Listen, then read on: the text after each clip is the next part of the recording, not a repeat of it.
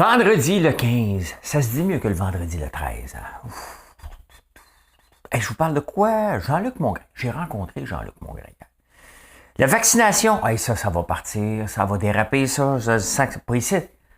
Hein? Sur les réseaux sociaux. Hey, le début des classes en Californie, je vais vous parler de ça. Casier criminel, la parité. Au Québec, c'est tranquille au Québec. Il se passe pas grand-chose.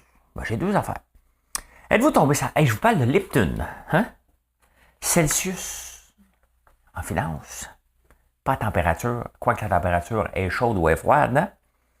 Hein? Courir après les compétiteurs. Hier, il m'est arrivé une affaire, je vous raconte ça. J'ai trois insolites. Vous allez aimer ça. Hein? Tout d'abord, faites ce que vous faites le mieux. Quand vous écoutez mon show, vous appuyez sur le like button. L'actualité vue par un entrepreneur.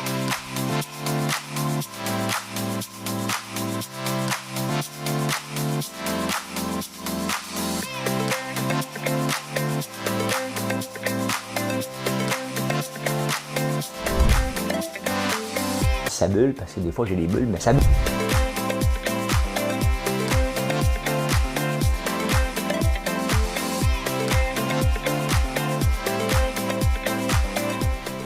Essayer de faire un spectacle.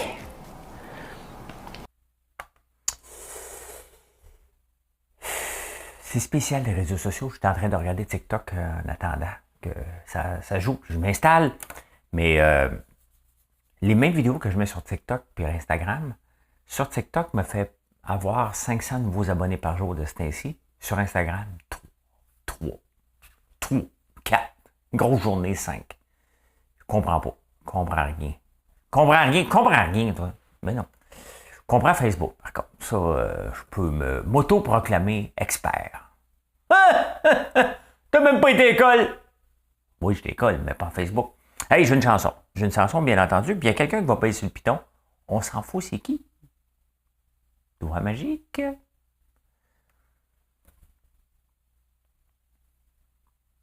Le ciel bleu sur nous peut s'effondrer et la terre peut bien s'écrouler. Imaginez-vous un chanteur hein, qui fait des pour placer son diaphragme. Peu m'importe si tu m'aimes, je me fous du monde entier. J'irai jusqu'au bout du monde, je me ferai teindre en blonde si tu me le demandais. J'irai décrocher la lune, j'irai voler la fortune si tu me le demandais. Ah. Hey, vous chantez bien, vous autres? Si un jour la vie t'arrache-moi, hein? Si tu meurs, que tu sois loin de moi. Bon, c'est assez, là. Ici Pierre Bruno. Hein? Jean-Luc Mongrain, hier, je m'amuse là, avec Les Malamour parce que Jerry Boulet l'avait chanté aussi, puis il disait à un moment donné, hein, hey, vous chantez bien, vous autres! Au show de Offenbach sur les plaines d'Abraham. Et vite fait, je ne voulais pas en parler, je ne sais pas pourquoi que je vous en parle. Je vous montre de quoi. Thomas Levac. Hey, regardez ça. Regardez ça, ce bijou-là. Quand tu deviens... Parce qu'il y a un Patreon, donc tu peux payer pour des affaires, pour Thomas Levac. Et là, ça a apparu sur mon fil d'actualité. Quand tu t'abonnes à son fil d'actualité, il y a quelqu'un qui l'a monté.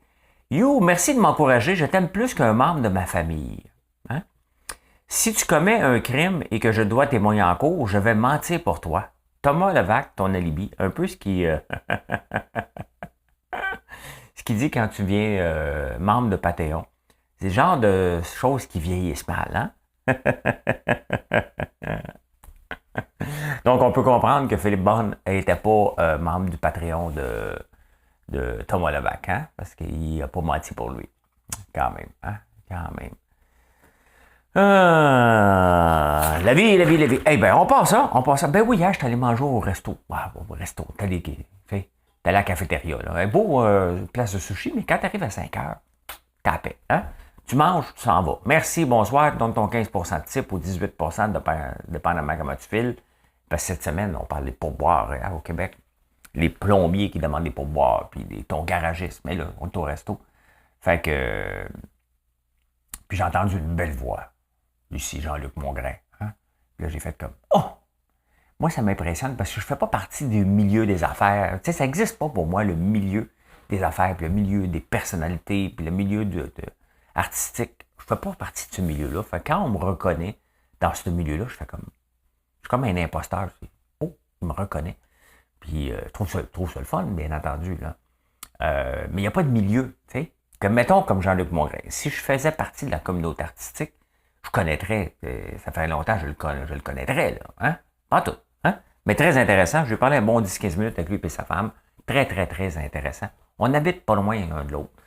Puis j'habite aussi pas loin de Julie Snyder. Le milieu des artistes habite ça. Hein? Guy Laliberté aussi habite à côté. Ah! Il est riche. Mais non. Ben oui, lui. Hein? Fait que voilà. Hein? Là, je le sens que ça va déraper dans les réseaux sociaux prochainement. Je le vois, je le sens, je le sais. Ah, il y a une chanson avec ça. Je le vois, je le sens, je le sais. Je sais pas, encore une autre parole qui me passe par la tête.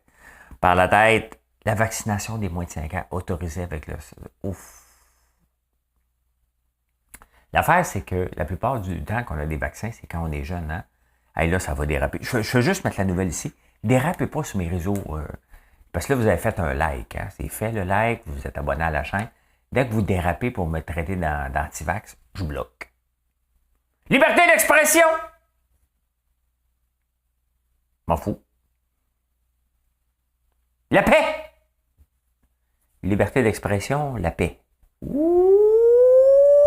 Hein? C'est pas un bras assez long, hein? Fait que, au nom de la liberté d'expression, je bloque. Tu veux juste des moutons qui disent comme toi? Non. Je veux des gens qui débattent en amenant des faits. T'as pas écouté le docteur Fauci? C'est parce que ça a tout ressorti dernièrement, ça. Hein, les faits. Je veux pas discuter de ça. Point final. Je veux juste donner la nouvelle. Hein? Voilà. Et en parlant de nouvelles, tes ados. Tu sais, Marilyn, bon, elle a Gaël qui a 8 ans, puis elle trouve ça tough qu'ils partent à l'école à 7 heures. Hein? Pour commencer, ils commencent de bonne heure, 8 heures. Là. Ben, en Californie, ils ont étudié. Un ado a besoin de dormir 10 heures par jour. Hein? C'est sûr que l'ado se couche à minuit parce qu'il game. Hein? Son bouton, il essaie de le mettre à... Je vous ai dit cette semaine, le bouton de la manette Xbox peut toffer 10 ans, à 3 millions de fois qu'on peut peser dessus. Fait que les ados ont besoin de 10 heures de sommeil. Fait que les autorités ont dit... Ils sont spéciales en Californie. Ils sont tout le temps en train de faire des lois. Je pense qu'ils sont... c'est l'État où il y a le plus de lois possible. C'est la loi! Ben oui. Ils ont retardé les classes à 8h30 au lieu à l'entrée. Là. Parce qu'on commence déjà à parler de la rentrée scolaire. Je vois des gens là, comme Marie-André Boivin qui commence à magasiner ses duotangs. Et bien là, ben, c'est ça. Ça va commencer à 8h30 pour laisser la chance aux ados. C'est cruel de demander à des ados d'être performants à 8h30 le matin. C'est comme si on demandait à un adulte d'être performant à 4h du matin. Moi, je fais quoi? Je suis un grand-père à 2h du matin, être performant. Fait que ouais, ça va commencer en Californie. Ça me fait... C'est tout le temps. Il y a tout le temps... L'État de la Californie sont tout le temps les précurseurs sur à peu près tout. Mais imagine-toi quelqu'un qui débarque en Californie et dit ah non, il y a une loi. Ça, il y a une loi. Une loi. Ça, il y a une loi. Mais il y a une place qui n'a pas de loi. C'est la vente de bouteilles d'eau. C'est l'État, un des États les plus secs, hein, la Californie. Et un des États où il y a le plus de compagnies qui embouteillent des bouteilles d'eau aux États-Unis. Pourquoi? Parce qu'il n'y a pas de réglementation là-dessus. Hein? Fait qu'on choisit bien les réglementations. Les réglementations qu'on veut. Hein? Simon Houle, ça a fait couler beaucoup d'encre hein, sur l'absolution du juge. Puis, il y a un article dans la presse d'un, je sais pas, ça doit être un chercheur, quelque chose, un doctorant en quelque chose, je sais pas, ou un ancien gars. Et il explique que, OK, même si tu fais, mettons, tu as un dossier criminel, hein? C'est pas parce que tu sors de prison que ton dossier criminel est effacé. Tu n'as pas juste payé ta dette envers la société en sortant de prison. C'est que tu as encore une dette, hein? tu as un étampe dans le front. Donc, ton dossier criminel est là. Puis, et c'est pour ça que les juges, malheureusement, je ne prends pas le bord. OK? Je m'en fous pas mal. Sachant ça, sachant que notre système de justice est comme ça, ben garde tes mains dans tes poches. Hein? Donc, c'est pour ça que le juge dit, c'est le fait de jurisprudence, il dit, OK, parfait. Si je le punis pour la vie. Puis il ne pourra plus voyager pour son travail. Ben oui, mais lui, il a démoli la vie de quelqu'un. Hein? C'est tout le temps qui gagne. Mais c'est pour ça que les juges disent, ben oui, mais là, regarde, on va lui donner l'absolution parce que ça n'a pas de sens qu'il soit étampé pour la vie avec ce qu'il vient de faire. Ben, les juges, bon, je ne suis pas de le bord pantoute en passant, 0-0. 0 comme dans Wallet, hein? Comme on dit. Mais c'est ça. Donc, en France, il n'y a pas ça. Tu finis avec ce que j'ai appris, c'est que tu finis ton cas, puis c'est fini. Hein? Final bâton, tu l'as payé ta dette envers la société, tu n'as plus de traces de ça. Donc, c'est ce qu'ils veulent faire ici. Il y a un mouvement qui dit, regarde, il faut effacer ça. Ça a l'air que 10% de la population, 4 millions de personnes, ont des dossiers criminels. Je le sais, quand je faisais Dragon, il y avait un méchant paquet d'entrepreneurs qui avaient des dossiers criminels, j'abandonnais là. Hein? La parité homme-femme, ça va arriver, la parité homme-femme, on est là, puis bientôt, on en parle. Le problème, c'est une génération, ça dure combien de temps? 25 ans? Bien, les études ont montré que pour avoir la parité homme-femme en continuant à ce rythme-là, mondialement, 132 ans. Ça, c'est 4 fois, c'est presque 6 générations avant que ça arrive. Il y a l'Islande que la parité homme-femme est à 90%. La COVID a quand même aidé beaucoup, hein, parce que le manque de main-d'œuvre fait que, mais mondialement, mais je ne sais pas quel pays qui n'est pas là. Je n'ai pas les chiffres du Canada, mais 132 ans mondialement avant qu'on obtienne la parité homme-femme. Je comprends pas. La misère, moi, avec ça. Je paye du monde selon leur talent. Je regarde pas homme-femme ou la couleur. Je sais pas. Il y a un gars hier qui écrit, tu sais, quand il y a des gens frustrés, il y a des gens qui disent « Hey, lui, il a fait fortune en exploitant le monde. » J'ai dit, il y a beaucoup de sectes, j'écoute beaucoup de sectes sur Netflix. Hein? Ça m'impressionne. Comment ils bâtissent une secte puis il faut tout le monde. J'ai dit au gars, je dis, écoutez, si j'ai été capable de convaincre 2600 personnes, pas tout seul avec mon associé, de travailler pour nous, ben, je suis bon pour gérer une secte d'abord. M'arrêter de me battre pour des virgules puis des scènes en faisant de l'entrepreneuriat. Moi, vous demandez des piastres comme dirigeant de secte. Ça me fait rire. T'exploiter du monde? Ben oui. Ben oui, j'ai exploité du monde. Pour voir si je me lève le matin puis je me dis, j'exploite du monde. Le salaire dans les centres d'appel était 8 ou 9 piastres quand on a commencé, le salaire minimum. On payait 12 piastres. 12 piastres. Après ça, on a eu d'autres jobs techniques qu'on payait 14 piastres ou 15 piastres de l'heure. Là, les gens disent, c'est du cheap labor, t'exploiter le monde. Hey, j'ai pas le choix. C'était ça que j'étais capable de payer avec la concurrence mondiale. C'était ça où la job partait en Inde ou en Égypte ou au Maroc. J'ai pas de honte, absolument pas. Hein? Puis si je recommençais, je referais exactement la même chose. Il y a une capacité de payer. Il y a une capacité, est-ce que vous êtes prêt à payer pour un service?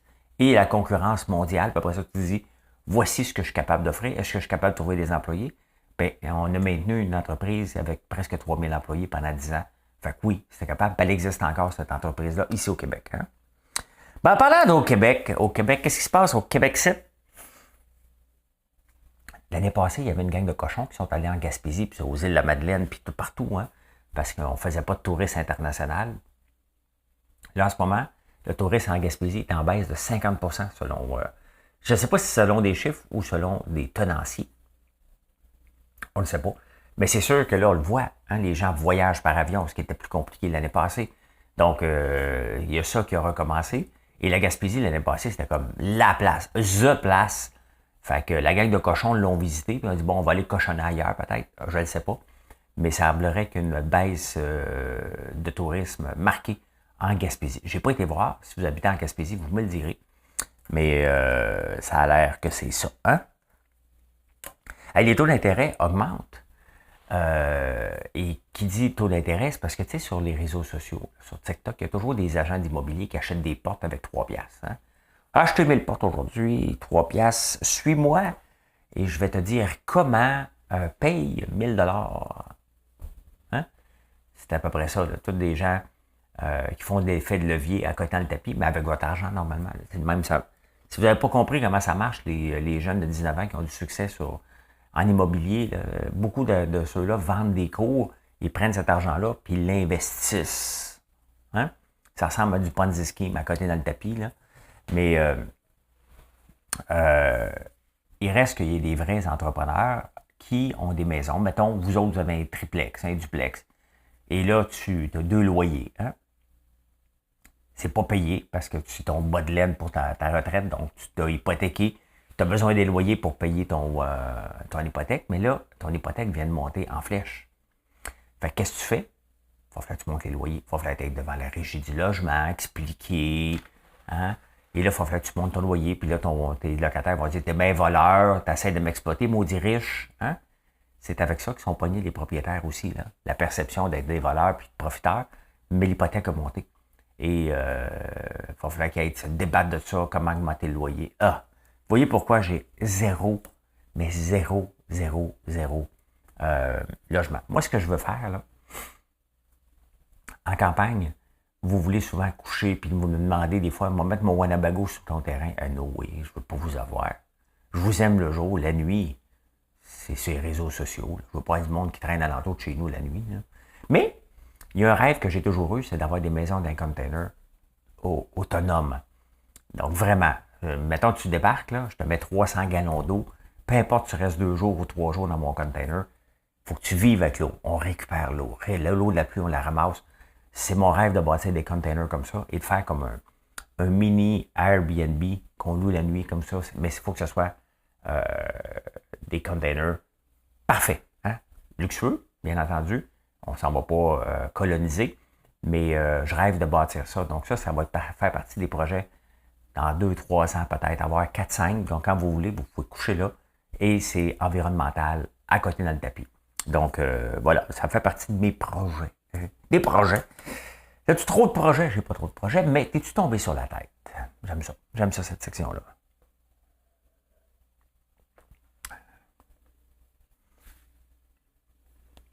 Lipton. Hein? On connaît la soupe Lipton, mais qui connaît la vraie histoire de Lipton? Lipton a commencé avec du thé en 1871. C'était une épicerie. Eh bien, il s'appelait M. Lipton, le gars, là. En Angleterre. Ils sont forts sur le marketing, hein. En Angleterre, quand même, parce que Joe Malone, c'est une entreprise que je m'inspire, moi, vous en parler tantôt. Donc, en 1871, il y a une épicerie. Il fait un voyage au pays qui s'appelait le Ceylon. Qu'est-ce que le Ceylon? C'est le Sri Lanka. Il est allé acheter 5 plantations qui étaient en faillite de thé. Hein? Et l'épicerie accompagnée de thé. Quelques années plus tard, il a dit OK, on va arrêter ça, l'épicerie. On va devenir une compagnie de thé. Donc, Lipton a commencé vraiment comme une épicerie et est devenu une compagnie de thé. Et c'est le thé le plus vendu dans le monde. C'était les premiers à mettre la poche de thé, hein, les feuilles de thé dans une poche. C'est M. Lipton qui a fait ça. Et en 1889, attends un peu, là, ça c'est intéressant. Il a fait, il y a eu 20 000 poches de thé qui sont arrivées, puis il a fait une parade. Joe Malone, c'était un peu la même chose. Il avait offert des sacs vides à tout le monde pour que les gens rentrent dans la boutique. Puis maintenant, Joe Malone vous vend des bougies. Et même qui est mienne, là, je vous le dis tout de suite. Là, quand vous achetez une Joe Malone, vous dites, oh, regarde-moi, ben, c'est populaire venant du UK. Ben, dites-vous que mes bougies viennent de la petite nation, si ça vous fait plaisir. C'est les mêmes. On a des fragrances top-notch, parmi les meilleures. Et j'ai vendu 22 piastres. Joe Malone, 65. Je ne veux pas chialer contre les compétiteurs, mais à un moment donné, quand les compétiteurs vous fourrent un petit peu, ça me fait plaisir de le dire. Hein? I know comment ça coûte. Mais revenons à Lipton, il faisait des stunts de marketing, mais tu sais, il n'y a pas de réseaux sociaux, il n'y avait rien. Donc, il prenait les rues à ce moment-là. Et il est devenu le géant qu'on connaît. Il a même été honoré par la Queen Victoria en 1898. Il avait 48 ans. Il a été acheté après ça par Unilever. Et voilà. C'est toujours intéressant de voir comment une compagnie est née. Hein. ce qui est spécial des années 1800, on s'entend là, l'Angleterre est là, le Sri Lanka est quelque part ici, près de l'Inde. Comment, c'était la route des épices, j'imagine, mais comment il a décidé, OK, j'ai une épicerie, mais je vais me rendre au Sri Lanka, voir des théières, des plantations, et je vais amener le thé ici, puis je vais en faire une compagnie éventuellement. Moi, ces choses entrepreneuriales-là m'inspirent. C'est pas juste des inspirations actuelles qu'il faut regarder. Il faut regarder toutes les entreprises, comment elles sont nées au monde et comment aujourd'hui ces gens-là ont du succès 100, 150 ans plus tard, parce que les jeunes aujourd'hui pensent qu'une entreprise, ça se monte dans 3 mois, on est millionnaire, on a un bateau, puis on a des chicks un peu partout qui sont là parce qu'ils t'aiment beaucoup. Show me the money! Show me the money. Allez, en finance, on va regarder qu'est-ce qui se passe sur les commodités. Je vous amène ici. Les commodités, qu'est-ce qui se passe aujourd'hui? Tout est dans le rouge. Le soybean a baissé. Le copper, que je ne connais pas, qui est beaucoup un indice des marchés, descend en flèche. Regardez-le descendre. Donc là, les gens disent on s'en va en récession. Donc, la COP, hein, le cuivre, donc, est vraiment en chute libre. Puis, ça fait 20 mois. Donc, c'est ça. Hein, c'est l'indice du cuivre est un indice pré-récession. Donc, voilà, le bois ne bouge pas, la gasoline ne bouge pas un petit peu. Ce qui se passe, les marchés vont être fermés en fin de semaine sur les commodités. Hein, c'est pas ouvert la semaine, c'est pas ouvert la fin de semaine. Ça rouvre, je pense, à 8 heures le dimanche soir.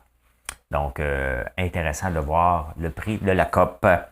Hey, vous savez que, bon, j'ai perdu de l'argent en crypto, je vous en parle régulièrement. J'étais dans un stablecoin qui n'était pas stable finalement, qui était un Ponzi scheme. Et moi, je me suis fait avoir, puis la Caisse de dépôt s'est fait avoir. Mais Celsius, ils vont avoir des poursuites. La Caisse de dépôt va en avoir plein les bras. Ils ont quand même mis 200 millions 4 mois plus tard. Ça a pété aux frettes. Hein? Et au mois de juin, Celsius a fermé. Et au mois de juin, le président de Celsius, qui est sous la faillite, si vous avez de l'argent là-dedans, là, prenez pour acquis que c'est final bâton. Vous avez tout perdu. Hein? C'est comme ça. Est-ce que vous allez poursuivre la Caisse de dépôt? C'était dans le crypto. Je ne sais pas ce qui va en suivre. C'est un peu le Far West en crypto. Mais on est au mois de juillet en ce moment. Il y a à peine un mois, le président de Celsius avait été sur Twitter et il avait dit à quelqu'un « Arrête de rapporter des faits qui sont faux. Arrête de fodder. Hein? » FOD, là, c'est très populaire en crypto. On rappelle que c'était fermé. Donc, techniquement, un mois avant, il connaît ses finances. Moi, je connais mes finances de François Lambert. Puis si je vous dis, regarde, hein? Puis je connais mes finances. Tout va bien. Mais si je commence à vous dire que arrête de répéter n'importe quoi, c'est faux. Il y avait le droit. Sauf que là, on est dans les finances. On n'est pas dans un produit. Hein? Ben, en crypto, là, je ne connaissais pas ce mot-là qui est FOD. Fear, Uncertainty and Doubt. Hein? Donc, arrête de faire peur au monde, de mettre de l'incertitude et de faire douter des gens. C'est un mot très, très à la mode en crypto. Mais c'est la façon de dire aux gens, dès que tu critiques un projet en crypto, on te traite de FOD. Arrête de FODer, moi te bloquer. Hein? Les gens ne veulent pas qu'on discute. Un peu comme moi, que ça ne me tente pas de discuter de la vaccination ici, donc je bloque. Hein? Bon, ben c'est ça qui se passe.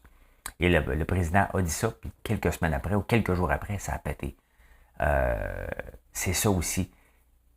On a tous embarqué dans la folie, puis on a tous pensé que, donc je fais partie, m'a fait de l'argent, m'a me retirer avant, puis après ça, si j'en perds, c'est pas grave, c'était la folie. Et dans la folie, les gens deviennent euphoriques, dont je fais partie aussi, et ça n'a pas marché. Cependant, il y a bien des choses que je n'ai pas vendues qui sont en train de récupérer. Fait qu'on va voir dans quelques années, comme la bourse actuellement, on va voir dans 5 ans, on va me réveiller, peut-être que je vais avoir de l'argent en crypto, peut-être ça va être disparu, peut-être pas, peut-être ça va disparaître avant, on ne le sait pas. C'est toujours le temps. Dans ces placements-là, c'est sûr que là, il y a un grand ménage qui s'impose, mais voilà. Hein? Ah, hier, il m'a été mis, c'est venu à mes oreilles, qu'un ancien employé, quand même, que vous connaissez, que vous avez vu, il est où, ben, il était parti, là, je ne sais pas s'il était encore là, mais il était parti chez un compétiteur, tu sais. Les employés qui partent, j'en ai déjà fait partie, tu Puis je vais écrire un texte là-dessus aujourd'hui que je vais publier sur LinkedIn puis sur Facebook. Plus en large, mais je vous en glisse un petit mot ici en vidéo. Des employés qui partent, hein, on pense souvent, hey, l'entreprise est finie, là. Hein? Ça, c'est fini, cette entreprise-là. C'est mal géré. Puis, regarde, moi, je vais lui montrer que c'était moi la personne la plus importante, puis moi, te le mettre à terre. Moi, ma compétition, là, c'est pas la petite cabane à sucre du coin. C'est pas le gars qui me court après, qui regarde mes statuts, qui veut faire la même chose que moi. D'ailleurs, c'est parce que c'est une cabane à sucre que je me moquais parce ils ont donné tous les mêmes noms que les miens. Hein? Donc, je ne leur ferai pas de pub, là. Vous fouillerez, il y en a qui savent c'est laquelle. Mais mettons ma barbe à papa. Il y en a 2 compagnies comme ça qui m'ont copié au Québec. Hein? Il y a Barbe à papa, moi je l'appelais Barbe de Dragon parce que je m'appelais tout le temps. Et voici l'ex-dragon! Ça aurait dû être la barbe d'ex-dragon. Hein? Mais on a fait des jeux de mots avec ça. Et donc, après ça, d'autres gens disaient, hey, OK, il y a du succès. Nous aussi, on va faire des jeux de mots poches qui n'ont pas rapport. Puis on s'est moqué beaucoup de cette compagnie-là. Mais là, à un moment donné, le monde est petit. On est au Québec, ici. C'est un village. Québec est un village. Montréal, c'est la grande ville. Mais le Québec, c'est petit. Hein? Fait que les gens jasent à un moment donné. Et mon ancien employé aurait été voir un de mes fournisseurs pour me mettre à terre et me faire concurrence dans un des domaines dans lesquels que je suis. Hein? Et vous voyez, ça n'a pas marché. C'est quand tu cours après ton concurrent, tu ne cours pas après tes clients. Moi, je me lève le matin, là, je ne regarde pas ce que ma concurrence fait, je m'en fous. Hein? Je regarde ce qu'ils font pour m'en inspirer ou pas faire de gaffe. Mais je ne cours pas pour dire « Oh, il fait ça, je m'adapte. » Parce que quand vous faites ça, hein? Quand tu cours après un compétiteur, n'oubliez pas, il est où le compétiteur en arrière de toi? Donc, tu as le temps de le voir venir, tu as le temps d'accélérer, tu as le temps de changer. Mais moi, je ne fais pas de stratégie en fonction de mes compétiteurs. Je fais une stratégie en fonction des clients. Mes prix sont parmi les meilleurs. Pourquoi? Parce que j'ai des marges intéressantes. Ça prend des marges. Mais en même temps, je me dis, moi, je suis en train de bâtir une entreprise sur le long terme. Et c'est ça. Quand vous bâtissez une entreprise, c'est pas en courant après les gens. Hein? Je regarde ce que Joe Malone a fait. Ça m'inspire pas mal plus. Body and Bat. Ce que des Honest Company. Pas quelqu'un qui veut me copier un produit, un popcorn, mettons, au Québec, pour dire, aller le mettre à terre, Lambert. Faire un produit, c'est la chose la plus facile. Quand même que mon ex-employé a donné ma recette de popcorn. Hein? Qu'est-ce que tu voulais qu'il fasse? Il faut qu'il en vende après. Faut qu'il s'inscrive. Vous avez vu mon équipement? Il faut qu'il se mette de gros équipements. Il faut qu'il le vende après. Il ne faut jamais l'oublier que c'est la partie la plus difficile. Et ça, c'est la partie qui m'intéresse le plus. Courir après des clients, pas courir après des compétiteurs ou des ex-employés qui partent dans l'optique de me mettre à terre. C'est tellement petit peuple, puis ça me fait rire. Hein? Je vais vous écrire un beau petit texte là-dessus aujourd'hui. Insolite. Bon, on va être pipi, caca, pète. Là, on est pète. Hein? Il y a beaucoup de pètes dernièrement dans les insolites, hein, parce qu'il y a l'influenceuse qui est en train de mettre aux enchères ces deux derniers pètes en pot. Mais je suis un compte World of Statistics sur Twitter. Non, là, c'est un autre, une chose insolite. Il y a un pet voyage à 8 pouces à la minute. Fait que... 8 pouces à la minute. C'est pas vite quand même, hein? Donc ici, 8 pouces à la minute. Si je pète ici, ça ne sentira pas. Mettons, en arrière. Donc, je suis là. Dans 3 minutes, ça va sentir le pet. Fait que quand vous sentez un pet, là, cherchez pas ben loin c'est qui, hein? Il est à 8 pouces de toi. C'est ton voisin, hein? T'aimes ton voisin, hein? Ton voisin te pète d'en face. Ça veut dire. Ça, c'est intéressant. La musique dans les restaurants. Remarquez la musique quand vous allez dans un restaurant. Pas dans un bar, là. Il y a une étude, ça va être un doctorant qui a une université qui restait 30 000 $, fait qu'il a demandé à quelqu'un, fais une étude sur la musique dans les restaurants. Est-ce que les factures sont plus élevées? Ils ont fait des tests. Donc, s'il y a de la musique classique dans un restaurant, tu manges, Ding, ding, ding, ding. C'est 10% de plus que vous allez dépenser dans le restaurant. Si c'est la musique pop, 10% de moins. Donc, ça veut dire quoi? Tu as le goût de sacrer ton camp quand il y a la musique pop dans un restaurant, mais une musique classique, tu as le goût de rester. Un autre petit verre de vin, mon minou? Hein? Parce que là, tu te mets dans le mode mon minou, hein? Ça commence à s'appeler Pitou puis Minou. Hein? Puis avec la musique pop, hey, on sort ça à soir! Non, moi oui! Hein? Avec la musique classique, c'est Minou, on prend un autre petit verre de vin pour la route? Mais la route, tant que tu marches. Nous autres, on a marché hier, on a pris du saké. Hein? Fait que oui, c'est ça. Si tu veux faire plus d'argent, mets de la musique classique dans ton restaurant. Ça c'est intéressant. Je vous montre souvent les vidéos de chiens. Hein? J'en ai un pour vous. Calme-toi. Ben, je vous amène. Une petite cabane pour le chien. Regardez comment c'est cute, hein?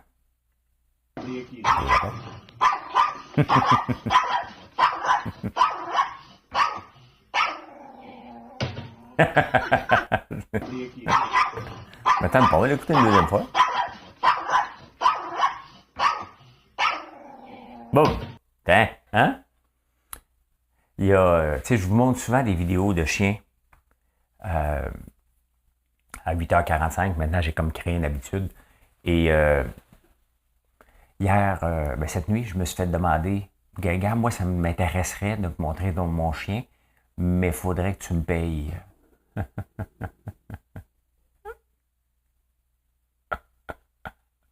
Il y a des chiens influenceurs. Ouais, non, je paye pas. C'est un échange. Vous êtes fiers d'avoir vos chiens sur la page Facebook. C'est une belle promotion pour mes friandises. C'est un échange. Les gens disent, hey, gars, va voir mon chien. Puis là, il y a comme une bataille de likes. Qui a le plus de likes? Il y a des chiens que vous aimez plus que d'autres. Puis c'est normal. Puis c'est pas de l'amour. Je fais ça gratuitement. Et je fais ça par plaisir parce que ça me fait du bien, moi aussi. Et c'est le fun de regarder une vidéo de chien avant de se coucher. Ça comme calme toutes les niaiseries qu'on peut voir dans une journée. Puis en même temps, on découvre des chiens qui apprécient nos friandises. Donc, je ne paierai pas. Je ne paye pas des influenceurs. Même les influenceurs, si j'en avais un jour, dites-vous qu'ils n'auront pas de maudite scène. Okay? Tu veux parler de mes produits? Ben, sois-en fier. Et je vais peut-être t'en donner, mais je ne paierai pas. Je suis cheap. Je suis cheap de même. Si tu veux en parler, montre-moi que tu es capable de faire des ventes. Moi, tout le monde, là, okay? Montre-moi que tu es capable de faire sauter mes ventes. Mais, tu sais, c'est un peu comme la presse nous a contactés hier pour avoir nos produits. T'sais, quand tu vois les produits, là, dites-vous qu'il faut payer à peu près 5 000 $. Pensez-vous vraiment que je vais avoir un article dans la presse une seule fois, payer 5 000 $ pour avoir mes produits? 5 000 $, là, je peux juste vous faire un statut là, qui marche pas pire, puis je te mets 5 000 $ de pub là-dessus sur les réseaux sociaux. Ça va être pas mal plus payant qu'un seul article one shot. Mais même la pub, j'en mets pour 20 $ par jour. Je n'ai pas besoin d'en mettre. Pourquoi? Parce que j'ai un lien direct avec vous. Hein? Il ne faut jamais l'oublier. Ben voilà comment j'ai vu l'actualité en ce vendredi. Ce soir, hein, peu importe à le moment où vous l'écoutez, tu dis, qu'est-ce que je fais? Puis je suis dans le coin de Granby. Venez me voir, je suis à l'autodrome de Granby pour le défi Mira. Donc, on va conduire une auto avec un non-voyant. J'ai hâte de voir ça. J'ai hâte de faire ça. Ça fait des années que je veux le faire. J'espère qu'il va faire beau. Je pense que oui. Donc, c'est ce que je fais aujourd'hui. Donc, aujourd'hui, je prépare le show pour cette nuit, puis je vais revenir tard. Je vais l'enregistrer pour me coucher après. Donc, voilà un peu le plan de la journée. Venez nous visiter sur françoislambert.one. Si vous voyez nos produits dans des points de vente, on en a de plus en plus. Tu prends ça avec tes mains comme ça, puis tu t'en vas à la caisse. Poum! Hein? Merci. Bye.